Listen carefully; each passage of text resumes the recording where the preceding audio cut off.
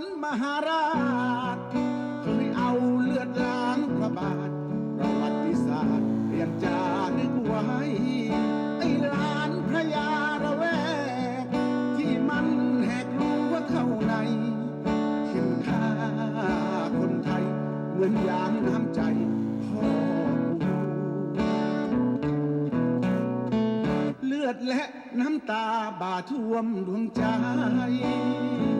สู้ไหวไม่ไหวสู้ไปเดียวมันก็รู้